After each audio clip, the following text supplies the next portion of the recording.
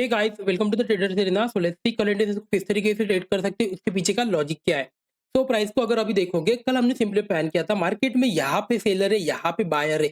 इसके ऊपर एक बड़ा मोमेंटम आएगा या तो मार्केट इसके नीचे आता है तब एक बड़ा मोमेंटम आएगा।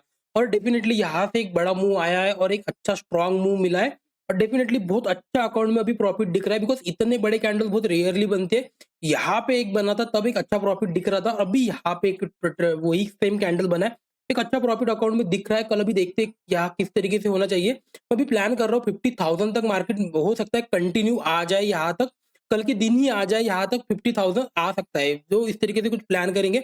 अभी देखते हैं 50 मिनट में किस तरीके से लॉजिक था और क्या प्लान किया था हमने, किस तरीके से प्लान होना था। कल हमने प्लान किया था सिंपल, यहाँ पे हमने प्लान किया था इसके ऊपर हम इधर एग्रेसिव बाइंग करेंगे, इधर इसके नीचे हम एग्रेसिव सेलिंग के लिए प्लान करेंगे। यहाँ पे अगर मार्केट ओपन होता है तो हम एग्रेसिव नहीं हो सकते, हम प्लान करेंगे इसके ऊपर निकलेगा, इसके ऊपर प्राइस एक्शन बनना चाहिए, मार्केट हॉल्ट होना चाहिए, तब जाके हम एग्रेसिव बाइंग के लिए प्लान करेंगे। मार्केट ओपन हुआ, यहाँ पे ओपन हुआ था, यहाँ से ऊपर के साइड गया, मैंने कुछ भी ट्रेड नहीं किया था। जब यहाँ से रिटर्न आया था मैंने तब यहाँ पे कॉल और पुट शॉर्ट किए थे, इस एरिया का एक कॉल शॉर्ट किया था और इस एरिया का एक पुट शॉर्ट किया था, और मैं एक्सपेक्ट कर रहा था मार्केट आज इसके बीच में ही रहेगी। लेकिन मार्केट जब यहाँ से ऊपर आया तब मैंने यहाँ पे कुछ जो शॉर्ट किए थे, इसमें से मैंने अपने जो कॉल के शॉर्ट थे उनको निकाल के रख दिया, बिकॉज मैं एक्सपेक्ट कर रहा था कि मार्केट हो सकता है यहाँ पे वोलेटाइल हो और यहाँ पे क्लोज करेगा, फिर हो सकता है आने वाले टाइम में मिलेगा। लेकिन फिर से मार्केट ने यहाँ पे हॉल्ट किया और जब ये यहाँ से ब्रेक किया ना, मैंने यहाँ पे और क्वांटिटी को ऐड ऑन किया और मार्केट में अभी अगर देखोगे मोमेंटम कंटिन्यू चल रहा है। अभी कंटिन्यू हो सकता है ये मोमेंटम और कंटिन्यू करे, तो हो सकता है कल के दिन थोड़ा सा साइडवेज देखने को मिले या तो वोलेटिलिटी देखने को मिले, लेकिन अच्छे लेवल पे दिख रहा है। बिकॉज एक हमेशा पॉइंट याद रखना, मार्केट अभी डेली टाइम फ्रेम पे देखोगे मार्केट में ऊपर के साइड में कोई भी रेजिस्टेंस इसको मिलने वाला नहीं है, और 50,000 एक साइकोलॉजिकल रेजिस्टेंस होने वाला है।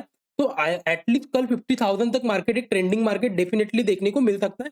इस तरीके से कुछ प्लान आउट मैंने किया है, इस तरीके से कुछ हो सकता है। अभी अगर देखोगे कल किस तरीके से प्लान होना चाहिए, सिंपल रखोगे, अभी फिर से देखोगे बायर्स और सेलर्स का पर्सपेक्टिव ही अंडरस्टैंड कर जाओगे। एज अ ट्रेडर आप एक अच्छे ट्रेडर बनने वाले हो। सो सिंपल रखें, कल क्या होना चाहिए, अभी जिस तरीके से मेरे पास यहाँ पे पोजीशन है और भी लोगों के पास पोजीशन होंगी, कल क्या होना चाहिए। अगर ये 50,000 खुल जाता है, अगर ये डायरेक्टली 50,000 खुल जाता है, डेफिनेटली ये सेलिंग के लिए आएगा पहले, और मैं भी यहाँ पे अपने पोजीशंस को बुक करना प्रेफर करूंगा, बिकॉज इतना बड़ा ऑलरेडी मोमेंटम मिल चुका है।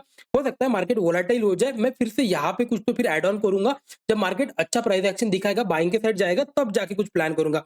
अदरवाइज मार्केट लेट्स सी अगर फ्लैट खुल रहा है, लेट्स सी यहाँ पे फ्लैट खुला, डायरेक्टली भी निकल रहा है तो भी एक अच्छा स्केनरियो, बिकॉज मेरे लिए कोई स्केनरियो चेंज नहीं हुआ है। मार्केट अगर यहाँ से फ्लैट होकर अगर ऊपर की साइड ही निकल रहा है, तो जब तक प्राइस एक्शन बेंड नहीं होगा मैं सेलिंग के लिए प्लान नहीं करने वाला हूँ। आई होप पॉइंट आपको समझ में आ रहे होंगे, अंडरस्टैंड कर रहा होगा। मार्केट ट्रेंडिंग मार्केट मिल चुका है, हो सकता है कल अगर फ्लैट खुला या थोड़ा सा गैप अप खुला, वोलेटाइल हो जाए एक दिन, फिर कंटिन्यू करे, या तो फिर अगर लेट्स सी जहां पे क्लोज हुआ है वहीं पे ओपन हुआ और यहाँ से ही कंटिन्यू कर रहा है, तो डेफिनेटली ये बायर्स के लिए कोई प्राइस एक्शन चेंज नहीं हुआ। उनके लिए प्राइस अभी भी बाइंग मोमेंटम में, जब तक बेंड नहीं हो, मतलब निकलेंगे नहीं, जब तक मार्केट 50 मिनट में कोई एम पैटर्न ना बना दे और उसके नीचे सस्टेन करना चाहिए। इस तरीके से नहीं कि एम पैटर्न बना दिया और आपने यहाँ पे ही शॉर्ट कर दिया, हो सकता है मार्केट यहाँ से रिवर्सल चला जाए। मैं जनरली किस तरीके से प्लान करता हूँ ना, एक एम पैटर्न बनाए, फिर मार्केट थोड़ा सा रिवर्सल हो, फिर अगर ये ब्रेक कर रहा है, ये थर्ड टाइम जब ये आ रहा है, तो कहीं ना कहीं फिर यहाँ पे सेलर्स आ चुके हैं और इसको ये मार्केट को नीचे लेके आ सकते हैं। 100% प्रोबेबिलिटी किसी भी सेटअप की नहीं होती, बिकॉज अंडरस्टैंड करोगे 40 से 50% कुछ होता है, हर सेटअप उसी तरीके से वर्क करता है। उसी तरीके से आपको साइकोलॉजी को ये करना चाहिए। आई होप पॉइंट आपको समझ में आ रहेंगे। तो सिंपल रखेंगे 49,000 अगर ये ओपन होता है, स्टिल ये बाइंग का ही रहेगा, कोई इशू नहीं है। यहाँ पे हम बाइंग के लिए प्लान करेंगे, यहाँ से एक ब्रेकआउट हुआ है, ये एरिया बाइंग का ही रहेगा, लेकिन वोलेटिलिटी यहाँ पे रहेगी। तो इसलिए आपको अगर प्लान ही करना है तो 12-1 बजे के बाद जब मार्केट कंसोलिडेट करके एक बेस बनाएगा, उसके बाद में हम एग्रेसिव बाइंग करेंगे। कैप अप खुलता है, फिर से सेलिंग, थोड़ा सा सेलिंग के लिए प्लान करेंगे, देन यहाँ पे अगर आके एक प्राइस एक्शन बना के ऊपर की साइड निकला तब बाइंग करेंगे। और बहुत बड़ा अगर गैप अप खुला 50,000 के आसपास अगर ओपन हो रहा है, फिर सेलिंग के लिए प्लान कर सकते हो सकता है मार्केट ये गैप फिल करेगा, फिर नीचे की साइड थोड़ा सा आ सकता है, प्रॉफिट बुकिंग आ सकती है। आई होप पॉइंट आपको समझ में आ रहे होंगे। लेट्स सी निफ्टी फिफ्टी को देख लेते हैं। तो निफ्टी फिफ्टी को अगर देखोगे, कल हमने इसमें भी प्लान किया था, मार्केट यहाँ पे अगर देखोगे, हमने कल प्लान किया था इसके ऊपर बाइंग के लिए प्लान करना, या तो फिर इसको, मतलब ये इसको हमने प्लान किया था साइकोलॉजिकल लेवल है 20,500 600, जब ये आएगा तब जाके बाइंग करना। लेकिन एंड हाफ में आया था तो यहाँ पे कोई एग्रेसिव ट्रेड मिला नहीं होगा। तो यहाँ से इसको, इसके ऊपर अगर एक ट्रेड आपने किया होगा, एक अच्छा प्राइस एक्शन बन रहा था, मार्केट नीचे आया, हॉल्ट किया, फिर यहाँ से जब ब्रेक किया, एक अच्छा प्राइस एक्शन बनाते हुए कंटिन्यू कर रहा था। अभी अगर देखोगे ये अभी भी अगर आपने अगर ट्रेड नहीं लिया है तो बेटर है अभी निफ्टी को ट्रेड प्लान करो। बिकॉज़ जिस हिसाब से बैंक निफ्टी है वो निकल चुका है, वो आपके हाथों में अगर नहीं आया है तो बेटर है अभी उसको छोड़ दो।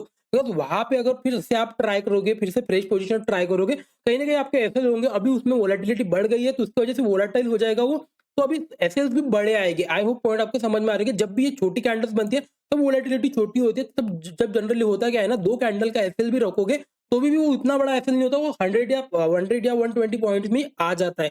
लेकिन जब आप वोलेटिलिटी मार्केट में आती है तब आप एक-एक सिंगल कैंडल देखोगे 200-200 पॉइंट का बनता है। फिर इस कैंडल यहाँ पे आप कहाँ पे एसएल को रखोगे, फिर आपको कन्फ्यूजन होता है।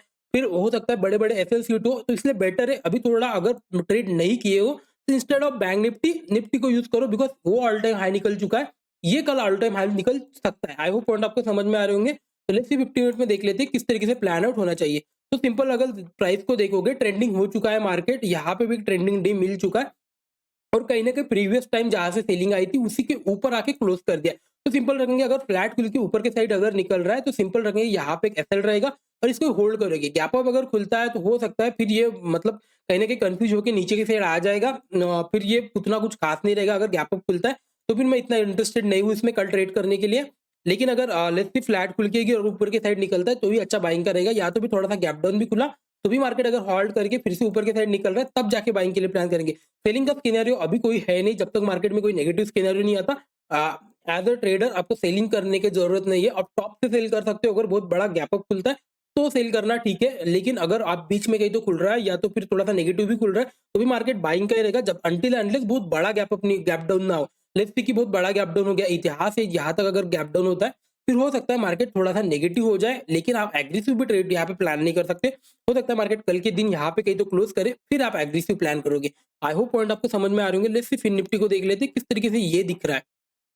इसमें भी एक ट्रेंडिंग मार्केट मिला था, कल हमने इसमें प्लान किया था नीचे की साइड अगर आता है, एक सेलिंग का मार्केट इसके नीचे आ सकता है, या तो बाइंग के साइड अगर जाना है आपको तो आपको वेट करना पड़ेगा। 21,500 के ऊपर मार्केट सस्टेन करना चाहिए। लेट्स सी मार्केट यहाँ पे खुला, प्राइस एक्शन बना, 22,500 के ऊपर भी सस्टेन किया, फिर एक ब्रेक किया और यहाँ पे आपको एक या दो बार कंटिन्यू पोजीशन बनाने का टाइम मिला होगा। यहाँ पे भी नहीं मिला होता, यहाँ पे अगर मिला होगा तो एटलीस्ट एज अ ट्रेडर आपने अगर आज का जो मोमेंटम है उसमें से अगर 200-300 पॉइंट भी अगर कैप्चर किए तो ठीक है, कोई इश्यू नहीं। अगर इतना बड़ा मोमेंटम नहीं मिला है कोई इश्यू नहीं है, लेकिन आपने एज अ ट्रेडर 200-300 पॉइंट, इतना बड़ा मूव अगर हुआ है एज अ ट्रेडर आपने 200-300 पॉइंट तो भी कैप्चर करने चाहिए। आई होप पॉइंट आपको समझ में आ रहे होंगे, तब भी जाके कुछ जो लॉसेस है वो उनको मतलब स्टॉपेज मिलेगा, एट द लॉन्ग टर्म में आपका पैसा बनता रहेगा। आई होप पॉइंट आपको समझ में आ रहे होंगे। तो सिंपल रखेंगे यहाँ पे भी अगर फ्लैट खुल के अगर ऊपर के साइड निकल रहा है तभी जाके बाइंग प्लान करना है। अदरवाइज नेगेटिव खुल रहा है थोड़ा सा तो हो सकता है हॉल्ट होगा, फिर ब्रेक करेगा तब जाके बाइंग करना।